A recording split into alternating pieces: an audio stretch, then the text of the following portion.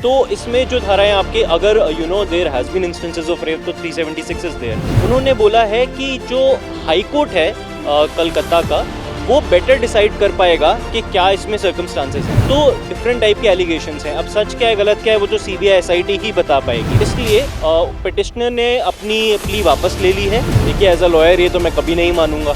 Judiciary is the paramount and the apex authority to decide. नमस्कार, आप देख रहे हैं लीडिंग भारत और मैं हूं आपके साथ आस्था तिवारी।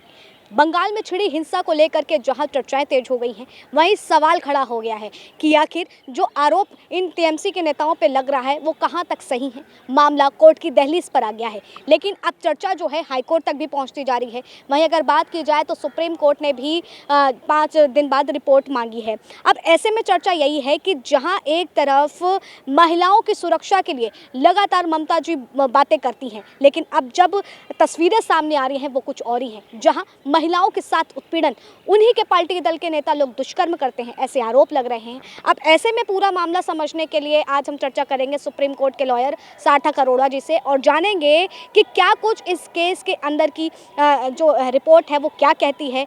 इस केस के आधार पर कौन सी सज़ा जो है आरोपी हैं उनको मिलनी चाहिए, क्या तमाम चीज़ें हैं, आइए चर्चा करते हैं। सार्थक जी, आपका बहुत बहुत स्वागत है।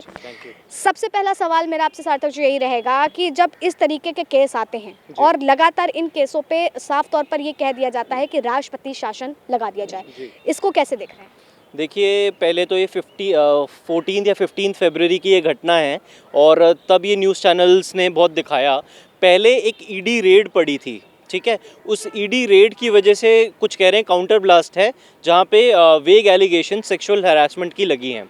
बट एक हमारे बार के सहयोगी ने यहाँ पे रिट पिटिशन दाखिल करी, अलख जी ने, लेकिन ऑनरेबल सुप्रीम कोर्ट बेंच जो थी जस्टिस बीवी नागरत्ना एंड जस्टिस मासी ने, उन्होंने बोला है कि जो हाई कोर्ट है कलकत्ता का, वो बेटर डिसाइड कर पाएगा कि क्या इसमें सर्कमस्टांसेस हैं।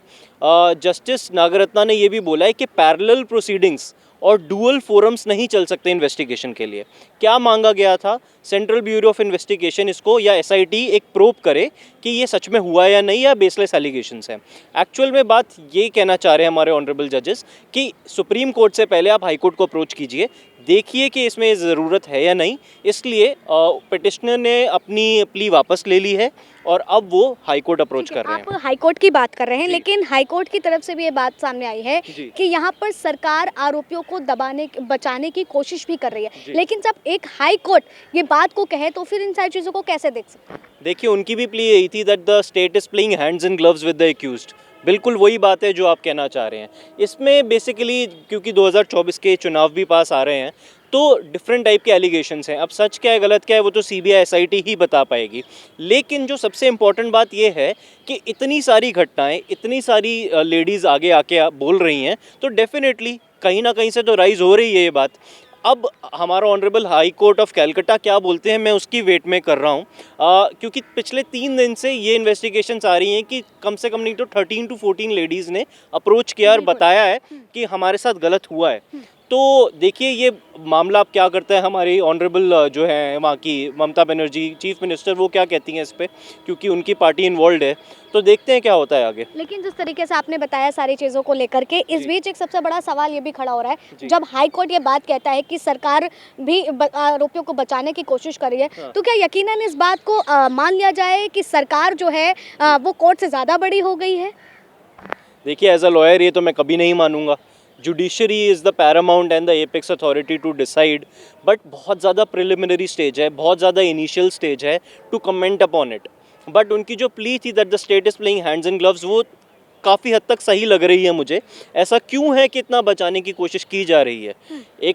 अगर वो एक्यूज्ड हैं वो आके अपनी प्ली लीजिए, और सबसे बड़ी बात है वो एब्सकॉन्डिंग है, वो कभी आ ही नहीं रहे, इन्वेस्टिगेशन का पार्ट बन ही नहीं रहे। तो ऐसा क्यों है? ईडी की रेड से डर रहे हैं, सेक्सुअल हरासमेंट की केसेस से डर रहे हैं, किस चीज़ से डर रहे हैं? आप आइए आगे आके अपना बयान रखिए और उसको। लेकिन इस बीच में मैंने महिलाओं के बयानों को भी सुना है और उनका इस साफ तौर पर कहना है कि ज़मीनों को लेकर के और रातों में वो जो है भेजते थे अपने कार्यकर्ताओं को, जो घर की लड़की सुंदर है, जो ब्यूटीफुल है, उसको उठाते थे और रख लेते थे। ऐसी तमाम बातें जो है निकल कर के आ रही हैं। तो ऐसे आरोपियों पर क्या कुछ धाराएं लागू होती हैं? क्या कुछ इन सारी चीज़ों को देख रहे हैं? बिल्कुल आस्था जी, जो आपने इंस्टेंसेस सुने वो मैंने भी सुने हैं। उसके ऊपर एक और चीज़ सुनी है कि ये SC ST कम्युनिटी की ट्राइब्स की गर्ल्स थी, विमेन थी। तो इसमें जो धाराएं आपके, अगर there has been instances of rape तो 376 is there, otherwise outraging the modesty of women 354 A B C and D। उसके अलावा SC and ST एक्ट के प्रोविजंस अप्लाई होते हैं। तो अगर ये मामला तूल पड़ता है और इन्वेस्टिगेशन सच निकलती है तो it's going to go haywire and बहुत ज़्यादा इंपॉर्टेंट चीज़ें आने वाली हैं आगे, क्योंकि इसमें बेल भी ग्रांट नहीं होती है, एम्बार्गो है। आप देखते हैं अब आगे क्या होता है इसमें। लेकिन अगर बात की जाए तो दुष्कर्म के मामले हमारे सामने बहुत आते रहते हैं। इस पे लगातार हर कोई काम भी कर रहा है, बहुत सारे समय तक कोर्ट में फैसले भी लटके रहते हैं। लेकिन जब एक नेता के ऊपर ये आरोप लगे तो ऐसे में उसके साथ में जहां उसको एक सज़ा मिले लेकिन साथ में और दूसरी ऐसी सज़ा क्या मिल सकती है ताकि वो इन सारी चीज़ों को दोबारा अगर ऐसा कुछ सोचे भी, विचार भी करे, इस तरीके की मानसिकता भी पैदा हो तो उसको 10 बार सोचना पड़े। देखिए, मामला लटकता रहता है, वो तो हम ट्रायल की बात कर रहे हैं। अभी हम सुप्रीम कोर्ट की स्टेज पे सिर्फ इस बात पे थे कि CBI और SIT का प्रोब हो या ना हो, वो बहुत ज़रूरी है। और सुप्रीम कोर्ट ने डिक्लाइन नहीं किया है, उन्होंने कहा हाई कोर्ट को डिसाइड करने दो। ऑब्वियसली पिटिशनर फिर से सुप्रीम कोर्ट आ सकता है, बेसिस ऑन द सर्कमस्टांसेस। जो आपका मेन सवाल है, देखिए, कड़ी से कड़ी सज़ा मिलनी चाहिए अगर ये चीज़ें सच साबित होती हैं। इतना घिनौना अपराध है, इतने सारे लोग आके ऊपर बोल रहे हैं, तो ऑब्वियसली कोई ना कोई चीज़ थी जो उसे दबा रही थी और अब एकदम से वो उजागर हो गई है। सार्थक जी, मैं आखिरी सवाल आपसे ये लूँगी और ये थोड़ा सा एक इमोशनल टच भी देता है। मतलब कि जब हम लोगों से बात करते हैं, जनता के बीच में रहते हैं, तो वो यही कहते हैं कि हमारे जो कोर्ट है, हमारे जो कानून है, वो ऐसे क्यों नहीं बनते कि ऐसे आरोपी इन सारी चीज़ों को करने में 10 बार सोचे। जैसे हम बहुत जगह पे देखते हैं कि सीधे गोली मार दी जाती है, अगर ऐसा कुछ होता है तो फांसी पे लटका दिया जाता है। ऐसी तमाम चीज़ें जो है निकल करके आती है, तो पब्लिक कहीं ना कहीं ऐसे भी वो सोचती है कि ऐसे आरोपियों को ऐसी सज़ा क्यों नहीं अपने। जी मैम, जो आप बता रहे हैं ना, इसको क्रिमिनल जूरिस्प्रूडेंस में कहते हैं रेट्रीब्यूटिव जस्टिस। बट इसके लिए गांधी जी ने कहा है, an eye for an eye makes the whole world blind. ठीक है, तो as a lawyer and as a responsible citizen हम कभी भी इस थ्योरी को अप्रोच नहीं करते, लेकिन सेंटिमेंट हम भी समझते हैं, इसलिए फास्ट ट्रैक कोर्ट्स हैं। इसलिए जजेस इतना एक्सपीडिशन एक्शन ले रहे हैं। आपको समझना पड़ेगा, इतनी बड़ी कंट्री में इतनी ज़्यादा पेंडेंसी है, फिर भी कोर्ट दिन रात लगे हुए हैं कामों में, पेंडेंसी ख़त्म करने में।